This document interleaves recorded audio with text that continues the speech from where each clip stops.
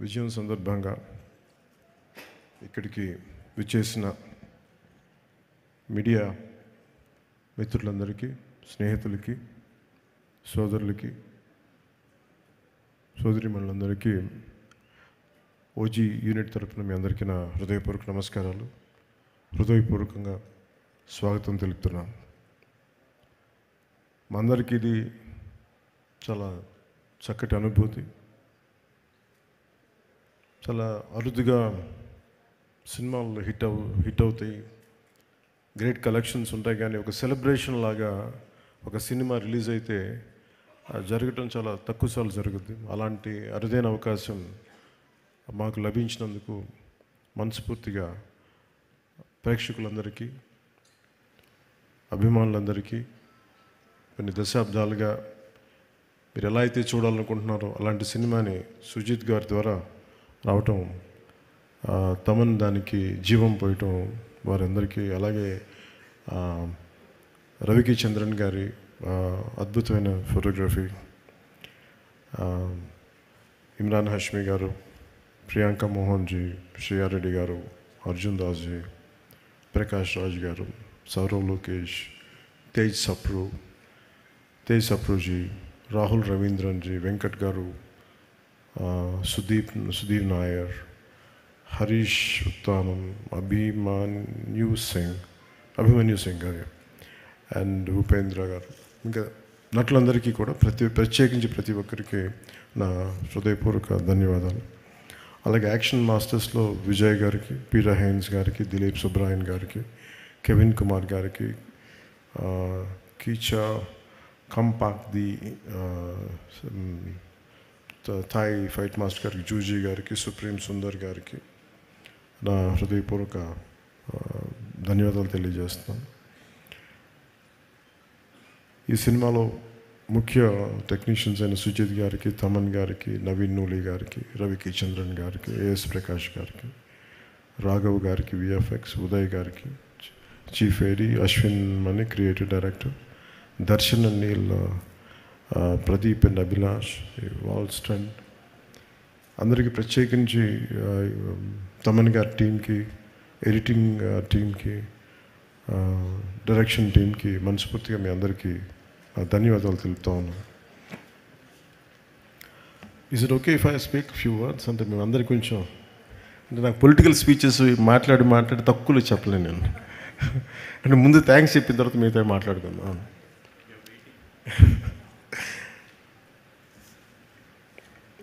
Film నాకెప్పుడు maybe పాలిటిక్స్లో ఉండొచ్చు, నా story telling is a great art. ఒక కథని చెప్పడం, అది ప్రేక్షకుల దగ్గరికి అది రంజింపజేయడం, ఇట్స్ ఎ గ్రేట్ ఆర్ట్. అది చాలా అరుదైన కళ. అది అందరికీ ప్రయత్నిస్తాం, కానీ ఒక రచయిత కూర్చొని ఒక పేపర్ పెన్నుతో రాసేయగలడు తన ఐడియాని. కానీ సినిమాలో ఒక రచయిత రాసింది చాలామంది క్రాఫ్ట్స్ కలిస్తే తప్ప రాదు. ఈరోజు అందరూ కూర్చోబెట్టి పవన్ కళ్యాణ్కి అభిమానులు వినటానికి, it is not just about Pavan Kalyan, it's not about me, నా గురించి కాదు. చాలామంది సమిష్టిగా కృషి చేస్తే తప్ప ఇలాంటి అరుదైన విజయం రాదు. అలాంటి అరుదైన విజయం ఇచ్చినందుకు ప్రతి ఒక్కరికి యూనిట్లు తరపు, right from light men, right from art assistant, right from production, మనకి మా సప్లై చేసే వాళ్ళందరికీ, అంటే దీనికి ఎన్ని 24 క్రాఫ్ట్స్. ఇది ప్రతి సినిమాకి ఇంతే కష్టపడి పనిచేస్తాం. ఒకసారి రిజల్ట్స్ వస్తాయి, ఒకసారి రిజల్ట్స్ రావు. నాకు సంబంధించినంతవరకు నేను ఎప్పుడు యాక్సిడెంటల్ యాక్టర్నే చెప్తాను. ఇప్పుడు నాకు ఎప్పుడు సుజిత్ నేను ఎంత అర్థం చేసుకున్నాను, సుజిత్ని నా సుజిత్లో నేను కనిపిస్తాను. నాకు సుజిత్ నాకు ఇప్పుడు దాకా అంటే ఒక ఇంట్రెస్టింగ్ జర్నీ. నాకు ఇది ఒక ఇంట్రెస్టింగ్ జర్నీ. సుజిత్ కథ నాకు ఇప్పుడు దాకా చెప్పలేదు. మీకు సీక్రెట్ చెప్పాను, ఇప్పుడు దాకా నాకు చెప్పలే, ఎవరికి చెప్పలేదు కదా. ఈ ప్రాజెక్ట్ నా దగ్గరికి ఎలా వచ్చిందంటే, ఏదో మేము త్రివిక్రమ్ గారిని మాట్లాడుకుంటాం అంటే just about upcoming directors, young directors మాట్లాడుకుంటే సుజిత్ గారి ప్రస్తావన వచ్చింది. He has the capability, great capability అని ఆయన చెప్పారు. He being a director, he being a great writer. నాకు చాలా వండర్ అనిపించింది. సో అట్లాగా ప్రాజెక్టు స్టార్ట్ అయ్యి ఏదో చేయడానికి అంటే ఏదో ఒక మాటతో వచ్చి తను స్టార్ట్ చేశాడు. అంటే ఎలా చెప్తారంటే కదా, తను సార్ నా దగ్గర ఇంకొక ఐడియా ఉంది సార్. ఏంటి అంటే, అదే సార్ అది ఇలా అంటాడు ఫస్ట్. అది ఏంటిదని నేను చూస్తున్నాను అంటే ఒకడు ఉంటాడనమాట అంటాడు, ఏ కళ్ళు లైట్లు తగ్గుతున్నాయా, నా కళ్ళు డిమ్ అవుతున్నాయి, నాకు అర్థం కాదు, తగ్గుతున్నాయా ఒకడు. నాకు చూపు మందగించిందని భయం వేసింది.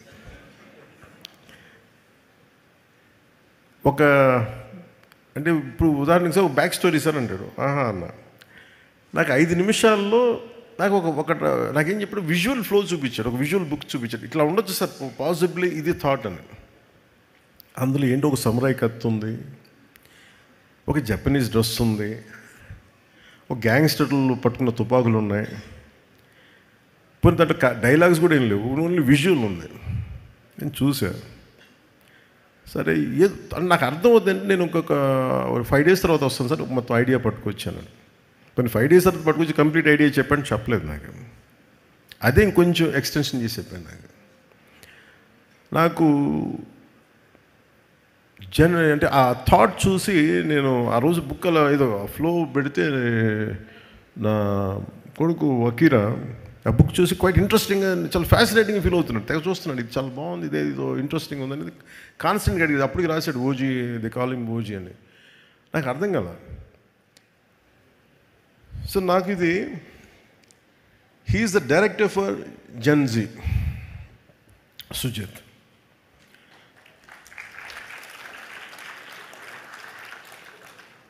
అంటే టఫ్ ఫిల్మ్ మేకింగ్ ఇది.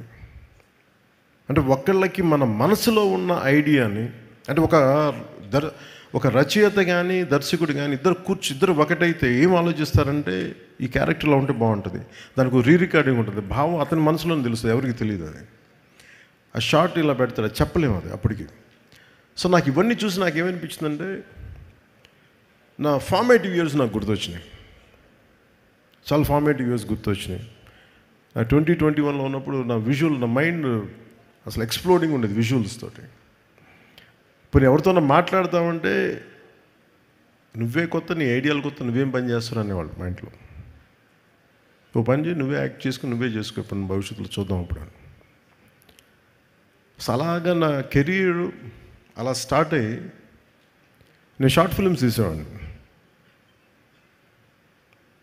ఈ న్యూయార్క్లో ఒక ఫిల్మ్ అప్రిసియేషన్ కోర్స్కి వెళ్ళడానికి, ఒక 3 month కోర్స్కి వెళ్ళడానికి ఒక షార్ట్ ఫిల్మ్ చేయమంటే అలా చిన్న షార్ట్ ఫిల్మ్ చేశాను. సో అలా నాకు ఈ చిన్న షార్ట్ ఫిల్మ్ ఫెస్టివల్స్కి వెళ్ళడానికి ఇవన్నీ నాకు అలవాటు అయిపోయి, సో అది నాకు కనిపించాడు. సుజిత్ అప్పటికి ప్రభాస్ గారితో సినిమా తీశాడు, ఇవన్నీ తెలిసినప్పటికీ కూడా నాకు తనలో ఉన్న ఎంతూజియాజం ఎలా అనిపించింది అంటే, చాలా క్వైట్ కంటేజియస్. అబ్బాయి ఏదో చెప్తున్నాడు కానీ భావం పూర్తిగా చెప్పలేకపోతున్నాడు, కానీ లోపల ఎంత ఉంది, అది it's like a volcano which is ready to explode. So నాకు అది కనిపించేది చూసి ఈ ఫిలిం స్టార్ట్ చేసినప్పుడు ఎవరిని రూపించేయాలంటే, మళ్ళీ ఒక సెల్యులాయిడ్ పోయెట్ రవికి చంద్రన్ గారు రైట్ అనిపించింది సినిమాకి. అంతకుముందు ఆయనతో భీమ్లా నాయక్ చేసినప్పుడు నాకు ఆయన గురించి ఎప్పుడు తెలుసు. నాకు భీమ్లా నాయక్ ఆయన చేసినప్పుడు వారిని అప్రోచ్ అవ్వడం జరిగింది. ఆయన ఈ డిస్కషన్లో ఈ సినిమాని ఇలా చేయొచ్చు అని మాట్లాడుతూ, టుగెదర్ తమన్ మన సుజిత్ గారుని రవికి చంద్రన్ గారు కూర్చోబెట్టి దీన్ని 80s 90s చేసి మరింత బాగుంటుంది అనిపించింది. దట్స్ హౌ ఆ లుక్ కొత్తగా వచ్చింది దీంట్లో. అలాగే నాకు ఈ పర్టికులర్ ఫిల్మ్ సక్సెస్ సెలబ్రేషన్ చేసుకున్నారు ఆఫ్టర్, అంటే ఈ జానీ పెట్టగా నేను చెప్పా, అది ఆల్రెడీ ఫెయిల్ అయింది, దానికి మళ్ళీ ఒకవేళ తేడా పడితే మళ్ళీ నా భవిష్యత్తులో మొత్తం మూసేస్తున్నా భయం ఉండేది నాకు. ఒకసారి నమ్మి చేసేయటమే. నేను ఎప్పుడు భయపడలేదు సినిమా సక్సెస్ కానీ ఫెయిల్యూర్కి కానీ. ఈవెన్ రీసెంట్ హరిహర వీరమల్లు కూడా ఎప్పుడు బెస్ట్ ఇస్తాం. నేను ఎప్పుడు ఏం కోరుకుంటానంటే, ఈ సినిమాని నాకంటే ఇంతమంది సింగర్స్ ఉన్నారు, డైరెక్షన్ టీం, ఇంతమంది ఇంక్లూడింగ్ లిరిక్ రైటర్ లాంటి విశ్వ, విశ్వ నాకు గోకులంలో సీత ఫంక్షన్కి అనుకుంటాను కూర్చోబెట్టి నాకు ఇతని అబ్బాయి ఇంగ్లీష్లో చాలా పాటలు పాడతాడు, నాకు మైకేల్ జాక్సన్ చాలా ఇష్టం. సో ఇలా బిల్లీ జీన్ పాట పాడతానంటే అతను కూర్చోబెట్టి పాడించాం ఆ రోజున. సో అలాంటి విశ్వ ఈ రోజున కూర్చోబెట్టి మంచి ఈ లిరిక్ రైటర్గా ఈ సినిమాకి ఇంత సక్సెస్ని అందించడం అంటే నాకు ఒక ఆ జర్నీ తాలూకు గ్రోత్ అర్థమవుతూ ఉంటుంది. అంటే ఎక్కడో ప్రారంభమై మనందరం చిన్న చిన్నగా ప్రారంభమై ఒక 2 decades తర్వాత హౌ డు వి ఎక్స్పాండ్, ఆ గ్రోత్ నాకు చాలా ఆనందాన్ని ఇచ్చింది. అలాగే ఈ సినిమాకి సంబంధించి నాకు మొన్న చెప్పాను, నాకు team work is the key for any success. నేను చాలాసార్లు ఫెయిల్ అయింది ల్యాక్ ఆఫ్ టీమ్ వర్క్. నా ఎఫర్ట్స్ ఎప్పుడు తగ్గవు. నా ఎఫర్ట్స్ ఈ సినిమాకి ఎంత పెట్టిన అన్ని సినిమాలకి ఇంత పెట్టి ఒక ఇంచు కూడా ఇన్ఫాక్ట్ చెప్పాలని నాకు అంత బరువు ఇవ్వలేదు సుజిత్ ఈ సినిమా మేకింగ్లో.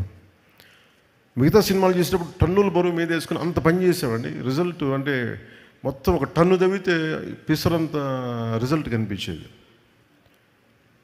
అలాంటి ఈ సినిమా సక్సెస్ సుజీత్ ఎక్కడో ఒక కాన్సెప్ట్ స్టార్ట్ చేసి ఒక విజువల్ స్టార్ట్ చేసి ఒక చిన్నపాటి విజువల్తో స్టార్ట్ చేసిన కథ ఎంతమంది చేరారు ఈరోజు మనందరికీ తెలుస్తుంది. స్టేజ్ మీదకి ఎంతమంది ఆర్ట్ డైరెక్షన్ డిపార్ట్మెంట్ నిద్రాహారాలు మానేసి. అలాగే తమన్ అంటే brilliant piece of work. Thaman నాకు ఎలా తెలుసు అంటే మణిశర్మ గారి దగ్గరికి నేను మ్యూజిక్ సిటీస్కి వెళ్ళినప్పుడు ఒక ఒక కీబోర్డ్ ప్రోగ్రామ్ అని మీకు పరిచయం చేస్తాను చెప్పి తీసుకొచ్చేలా చేసేవాడు. ఇట్లాగే ఉన్నాడు అప్పుడు కూడా, అదే జోష్ అదొకటి ఎప్పుడు ఊగుతూ ఉన్నాడు, ఏదో ఊపేద్దాం ఉన్నాడు. సో నాకు కూర్చోబెట్టి ఇప్పుడు ఆ కుటుంబ శంకర్లో ర్యాప్ సాంగ్ ఒకటి ఉంటుంది, అది కూర్చోబెట్టి గంగయ్యమన్ గారి అబ్బాయి చేత పాడించి. సో అంటే నాకు ఆ రోజు నుంచి దాని ఇండివిజువల్ మ్యూజిక్ డైరెక్టర్ అయ్యి and a phenomenal music. What Taman has done is a magical job. Magical job తను చేసింది. అలాగే నవీన్ నూలి గారి ఎడిటింగ్ ఎంత డిఫికల్ట్ ఎడిటింగ్ అంటే ఇది. అంటే కథ చాలా చిన్న కథ, పెద్ద కథగా గొప్ప, కానీ కథనం చాలా గొప్పది. దీంట్లో ఎలా చెప్పాలి ఈ కథని, ఎప్పుడు చెప్పాలి, ఎంత పాయింట్లు చెప్పాలి. ఇందాక సుజీత్ చెప్పినట్టుగా హీరో ఎలివేషన్, అందరు హీరో ఎలివేషన్ చూస్తున్నారు. పవన్ కళ్యాణ్ ఇలా చూపించాను, నాకు అది చెప్పలే. ఒక తండ్రి కథ చెప్పాడు, ఒక నాన్న కథ చెప్పాడు దీంట్లో.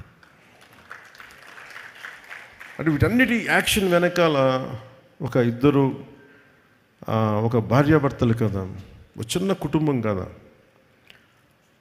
అది అందరూ యాక్షన్ ఎలివేషన్ చూస్తున్నారు, కానీ నేను సుజీత్లో సెన్సిటివ్ డ్రామాని చేయగలిగే ఒక గొప్ప దర్శకుని చూశాను నేను ఈ సినిమాలో. అలాగే ఏఎస్ ప్రకాష్ గారి ఆ పీరియడ్ తీసుకెళ్ళడానికి మనస్ఫూర్తిగా మీకు చాలా చాలా బాగా చేశారు ఏఎస్ ప్రకాష్ గారు. అండ్ మెయిన్గా చెప్పుకోవాల్సిందంటే దీంట్లో హెడెడ్ బై అశ్విన్, మన direction team headed by creative head Ashwin and rest of the direction team. మీరు ఎంత హార్డ్ వర్క్ చేశారు. ఎందుకంటే I wish I could had team like this when I was doing Johnny.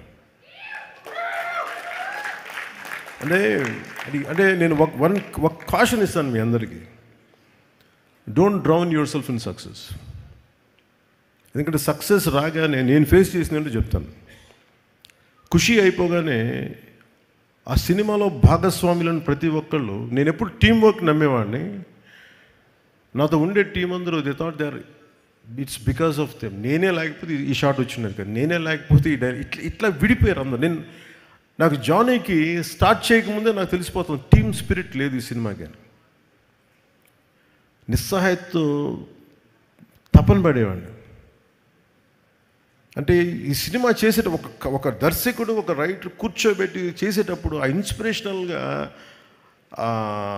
కథని తీసుకెళ్ళేటప్పుడు ప్రతి ఒక్కరు పక్కనే ఉండాలి. ఇంకా బాగా చేయగలం, దీన్ని ఇలా చేద్దాం, ఈ చేద్దాం, ఇంకొంచెం ఇంప్రూవైజ్ చేద్దామా, లేదంటే ఆ డైరెక్టర్కి ఉన్న విజన్ని మిగతా వాళ్ళు కనుక వెనక్కి లాక్కుండా ఉంటే చాలు, he will take it forward. So నాకు ఆ లోటు ఉండిపోయింది, నాకు జానీ నుంచి నిస్సహాయత ఉండిపోయింది. అంటే ఈ సినిమా తాలూకు ఏంటంటే ఒక స్టాండర్డ్ సినిమా కాదు ఇది, but it is an actual regular commercial cinema with lot of beautiful action sequences, drama, design, action అంటే well designed choreography, action choreography. కానీ ఎక్కడ కూడా ఒక ఫార్మాట్లో ఉండదు. ఒక రెగ్యులర్ కథలో మన తెలుగు సినిమాలో ఉండే కథలాగా నెరేటివ్ స్టైల్ అలా లేదు.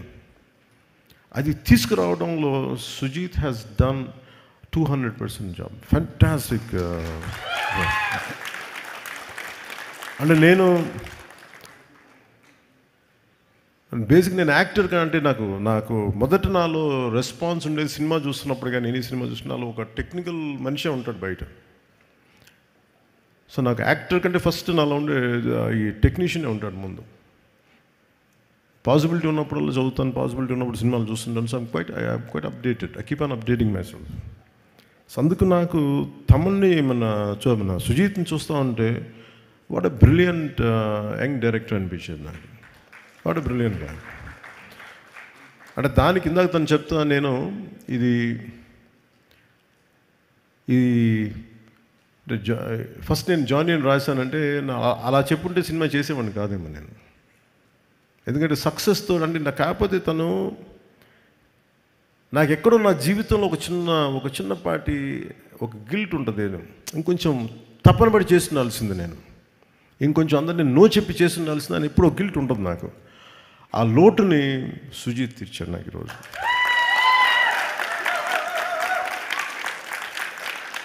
అలాగే మీ